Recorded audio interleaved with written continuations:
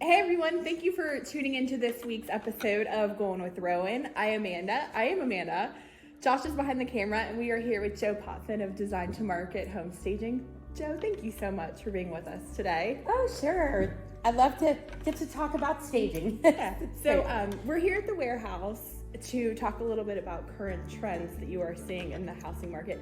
Jo is an expert at what she does. So will you tell us a little bit about what you do before we dive in? Of course. So Design to Market, I started with Lisa Malott now 19 years ago. We're coming up on 20.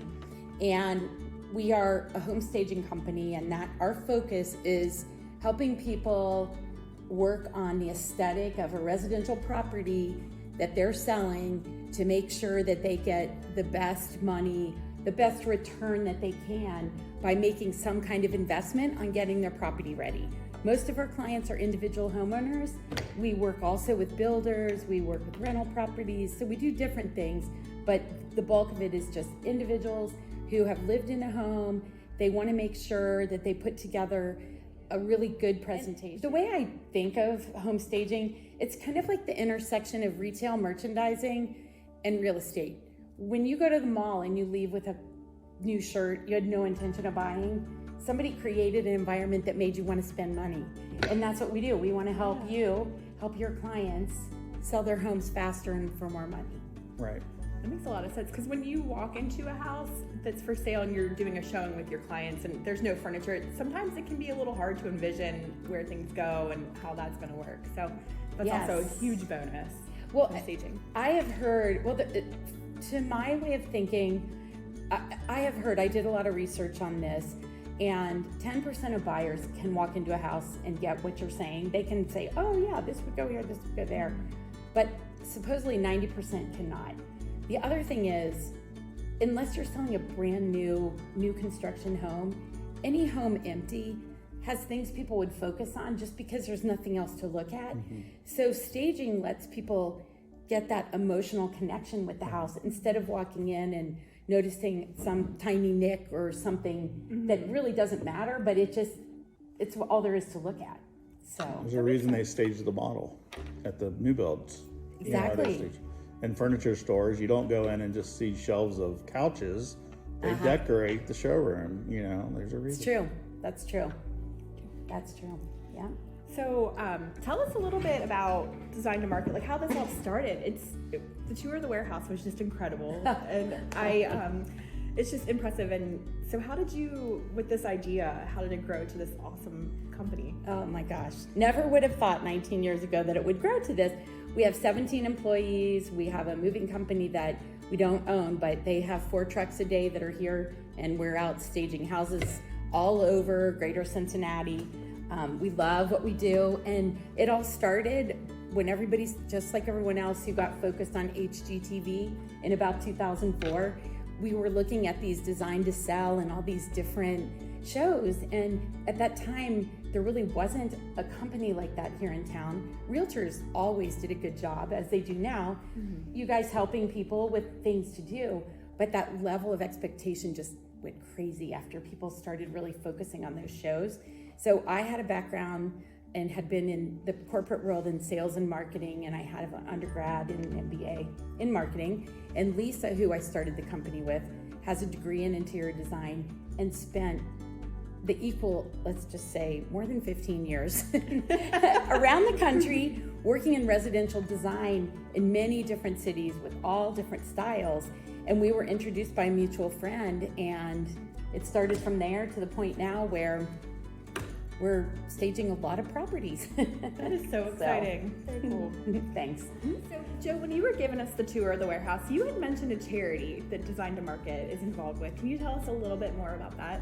Yeah, I just have the utmost respect for New Life Furniture Bank. Their mission in this greater Cincinnati area is as an overlay to charitable organizations that help people that have fallen on hard times. They maybe are organizations, job training, maybe there's some homelessness or whatever has put somebody into a tough situation like that. And New Life is an overlay in that a family may get assistance in finding a home, maybe have subsidized housing, but that home doesn't have furnishings.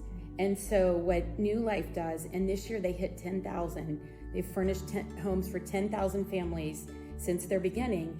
And so they will take donated pieces of maybe a sofa, a bed for each person, a dresser, a table, and maybe the number of chairs necessary.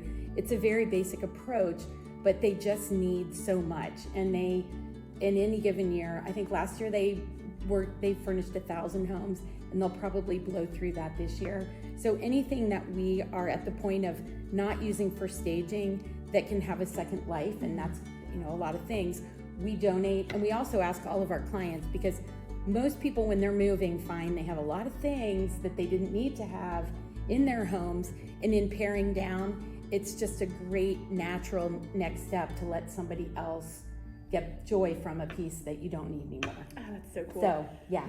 What a simple but huge difference. You wouldn't think, but that is amazing. It's amazing. We do, and just on a quick side note, we also do design with heart, and so we go in with furniture that we curate from the warehouse. We take artwork, we take accessories, and it's like a reveal on Facebook where we meet the person, we understand the needs of the family, they leave, we put the house together, and then they come back, and it's so heartwarming to see how a family can react. It's truly incredible. Oh, it's great. Gosh. So you guys, you've done that. I want to hear more about that. Is there somewhere on Facebook that we could? Yeah, if you go to, it's like Cincy Furniture Bank, I think is their Facebook, and they do several, maybe 4 to 6 a year, and you can go back into their history and see all kinds of examples. Awesome. I will have all of Jo's contact information and anything else that she has mentioned in here. I'll make sure that it's in the show notes. Oh, so I'll great. get that from you. Yeah. Good. Can you tell us a little bit about the current trends that you're seeing in home decorating? Yeah, and what's really fun, again, with a 19-year view to this, there was a time where we would get a call and a realtor would say, if you can Pottery Barn it, everybody will love it. And then there was a certain let's go a little more contemporary. Let's go all these different directions. What I love right now is that in a lot of ways, most of us are accepting of a lot more style differences, which gives us the latitude. When I talk to my design team, what everyone is forefront in our minds when we're selecting the way, and we can be working with owner-occupied homes where maybe they just need some fresh artwork, or a vacant home, both. We can look at the architectural cues of the home. You're not going to go in a home that's got a traditional look and bring in what I would laughingly call spaceship contemporary. However, you can push it a little bit. So right now, as an example, heavy traditional draperies, custom curtains, that's not really a look that's popular. Those being gone add lightness and brightness, but then you can go with a modern traditional look that has cleaner lines than what we think of when people had skirted sofas and very traditional looks, but we can kind of dial it more into a place where it's broadly interesting to people. Mid-century modern in itself is an amazing look. Most people looking at a home, even if it's mid-century, they're not dying for every piece to scream it came from 1954, but elements of the mid-century, also still the Scandinavian that kind of was an outgrowth of modern farmhouse. So that clean line, real simple. Now the overlaying principle that I will tell you is colors on the walls. And regardless if you're going to stage or if you're just interested in freshening up, what have you, lighter and brighter is ruling the day. Walls now are not the builder beiges, it's not the heavy dark grays, it's really a variation on whites, which in itself sounds like, oh my gosh, white. There's probably 50 whites available through any paint company, and there's as much variety in the family of whites as there is in any general paint selection, but lighter, brighter is really the look right now. Okay, so lighter, brighter, and then just things that speak to you. It sounds like people are just eclectic, with their personal choices. So yes, and of course, when you're selling, having either your ability, if you've got that design chip, or having someone help you and kind of refine the approach, because eclectic and interesting and personal is just great when it's your home. But there is a need to minimize. Like, for example, maybe you have a decorative, say you have a console table.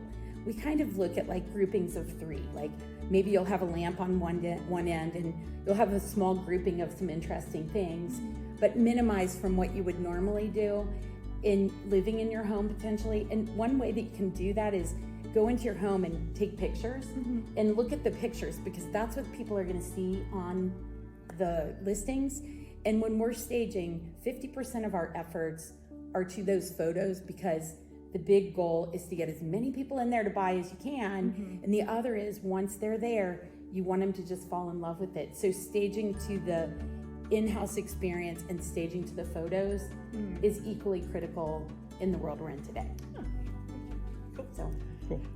Good to know. I love that you offer this service, but what if you're a seller on a budget and you can't necessarily afford a full-blown professional stager to come to your house? Are there any things that you could do on your own? Yes, and I'm going to answer that from 2 perspectives. While you may not be a person that's going to have someone come in and stage, a consultation can be a good idea. And what that is usually somewhere between $200 and $300. In our case, it's $275. But someone comes in and does a full walkthrough of your home, listing everything that needs to be, that they perceive is important to be done to your home. For example, minimizing family photos hanging on the walls. Maybe years ago the kids flooded the bathtub on the 2nd floor, you forgot there's a stain on the ceiling. Just getting somebody with a different set of eyes to come up with a work list. So that's a good place if you can justify doing that.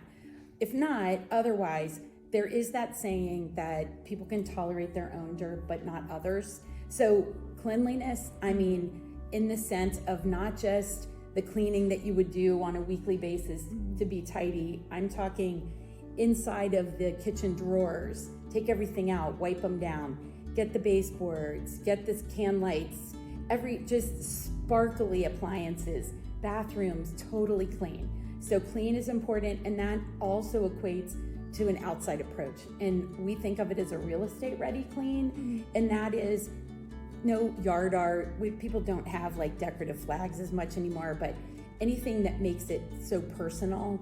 And then maybe cut the grass, trim the beds.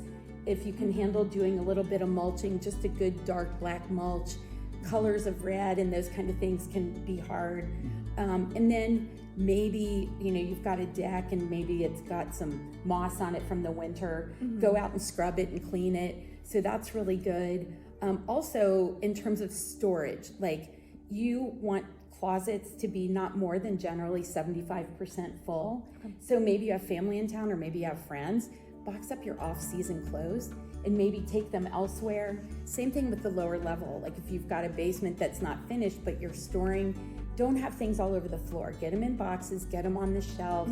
The perception of people when they walk into an overfull closet and storage area is that you're moving because you're busting out of your space, and we will too. So you don't want to empty, because if you live there, that's just like unrealistic. But if you can get to like 75%, that's a good approach to take. Depersonalization, family photos, religious items. If you've got bookshelves and they're full with kids' trophies and little pieces of artwork, those kind of things. I generally think of the idea of that relaxed feeling when you get, like, say you walk into a hotel room, it's just pleasant and it's neutral. Maybe it's a little bit boring, but boring can be good in that situation. Just very serene. Exactly. This is the way you could live if you lived here, which we all know isn't realistic maybe, but it's what we all want to imagine when we're shopping. So those are some good ideas. Perfect. Thank you for those tips. Jo, pretend a seller did want to hire a stager and use design to market services. Can you tell us a little bit about that process? Sure.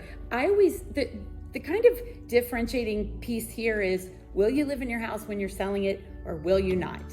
It's great for people when they have the flexibility to be able to move out, because it's always hard to be on stage when you're going through the process. But if you're going to live there, the consultation makes a lot of sense. And so we will go through a home, make recommendations. Maybe you have wallpaper that is curling in the corners and not as current. We may recommend that coming down. Light fixtures are inexpensive. We may say, can you change a few light fixtures? We'll give you some ideas, give you some paint colors. And then we're doing a staging on Friday where it's a young family and they have a really nice formal dining room that they used as a playroom, but it kind of screams that it needs to have a different look. So we can go in and individually furnish a few spaces in an owner-occupied environment. The other end of that spectrum is someone who has moved out, and either it's a tiny home that needs definition, and it's ironic, but furniture in a small room makes it feel bigger, not smaller, which is counterintuitive, but that's what it is. And then the other end of the spectrum, maybe it's a really large home, and the numbers of people that come when a house has furniture in it. And just quickly, I'll kind of wrap up on some stats that I thought were really interesting. There was a brokerage that did a study of a couple of thousand homes across the country, and the broker decided what counted as staged and not staged. And they did an analysis. They sold in 50% fewer days on the market for 6.3% higher. And I think what it is that I'm not a realtor, but I know after you list a house, after some amount of time, if it's not selling, you guys are going to sit down with your clients and say, what's our next step? And if the next step is a price drop, the saying in the stager world is the cost of staging is always less than the next price drop. So the thought being, put that best foot forward, get it sold. Don't have to write it down if it's not necessary. So anyway, those are ways we work with people. Very cool. And then just for anybody who is interested, you don't have to get into numbers or anything, but they pay for your service monthly just for the month that they're using it, or how does that work? So it's a 1 month minimum. So the first month is delivery, setup, 30 days rent. In the markets we've been in, most people get it all done before that period comes to a close. But if it doesn't, like you get it under contract and maybe in the inspection period, it dips into that next 30-day period. Most people like to leave the furniture in place because it's so that it's still that same product that they fell in love with and bought. But we prorate by day after the first 30. And so then we just need a notice to come pick it up and we get it out. So Awesome. that's how it works. Good to know. Yes.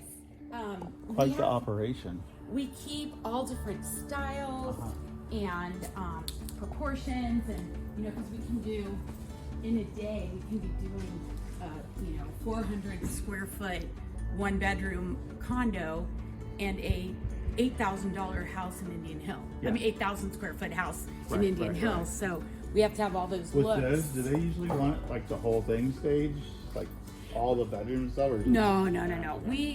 Our typical approach is to recommend on any size property the main living spaces, and then like the primary bedroom, maybe a secondary bedroom. Like say we're in Norwood, and the secondary bedroom is 9 by 10. Yeah. It might be better to put a little twin bed and nightstand, or make it a study. Yeah. It depends on kind of the demographic of is a young family with kids that you're thinking is going to buy, or so it really varies. To help clients out, we bring stuff back and not to store, but when they want to donate stuff, we've started doing this recently. This is for New Life. So they'll come here and pick it up, and you can't do it if it's like huge or heavy. Right. But we keep, that's what that stuff's for. End tables, coffee tables. And then media stands. We have, that's another product area that we always, we're out looking for good solutions. We use. What's your day like usually? Like for me or the company For in you. general? So for me, I'm, and this is where we're unique as a staging company, because we're, I run the business and Lisa and her team run design. A lot of stagers, they're doing it all. So we always want realtors to remember that we're a tool for, The big for their one you did clients. for us was in Hartwell on Curzon. Curzon line. Yeah. It was that big Victorian. Yeah. And I really think that made a difference. It in made a how it huge sold, difference. Quickly Yeah. sold. Yeah. It was a beautiful house, but it really needed furniture. Yeah, and up and coming communities, and we're finding this all over, that it's really exciting because we just did a house in College Hill. We've done several Bond Hill, Kennedy Heights, Evanston. I mean, all of those communities have really amazing housing, but to have somebody understand how to live in an older home where the spaces were different. Yeah. And no, we don't have parlors now. And yes, we put flat screen TVs here and there. And Right. so those kind of things have caused us to. And that actual.